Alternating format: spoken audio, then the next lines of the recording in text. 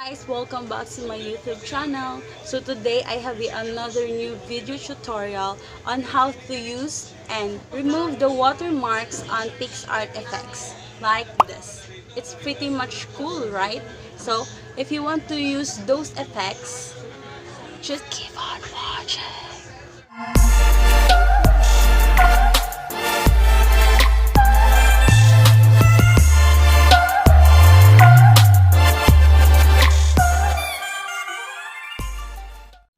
So, ayan, simulan na nga natin. Pumunta tayo sa PICSART app.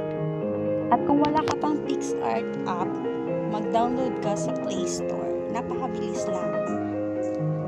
Siguraduhin mo muna na meron kang connection sa kanya para hindi ka masaktan. Charot. Siguraduhin mo na meron kang load or data na pang-download. So, ayan, pumili na tayo ng pictures na maganda na i-edit natin. Tapos pumunta tayo dun sa mga bagong update na effects ng PICSART. Pumili kayo kung anong gusto nyong gamitin. Ayan, loading siya. Hintay-hintay rin pag may time. Yan, glitch yung pinili ko. So ayan, hindi siya pwedeng magamit kaya dapat i-click yung gold button. Tapos ayan, may bayad siya. So pwede natin yan i-edit nang hindi tayo nag-spend ng money.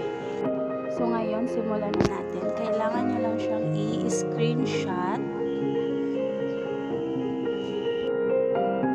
Ayan, ang bongga ko dyan. Check nyo lang yung mga iba pictures sa Instagram at it's Mary Bernier. Wala lang. Gusto ko lang i-share yung mga effects na nagamit ko galing kay PICSART. Ayan, save lang natin. Tapos, i-drag natin pababa yung picture natin.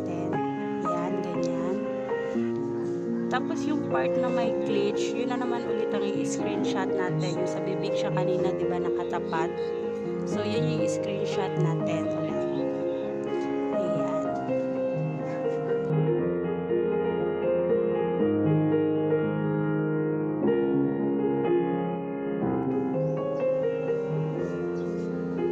Tapos, i-save lang natin ulit.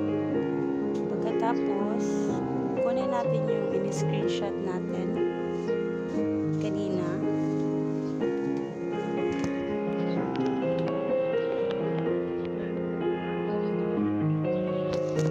Then add photo tayo yung sa may bandang bibig na in-screenshot natin kanina. Tapos so yan, tatakpan lang natin yung watermark. I-adjust lang natin. Kailangan mahaba ang pasensya mo dito kasi ako napumunti ko ng matapong tong cellphone dahil dito hindi ko talaga siya matapat. Ayusin mo lang. Ayan, perfect.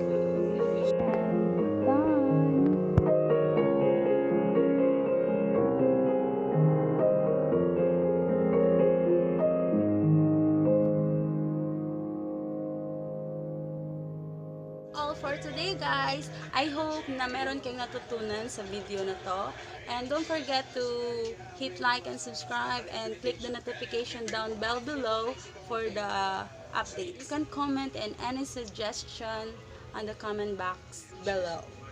I hope you can stick around for my more videos, and you can check my another PICSART tutorial link on the description.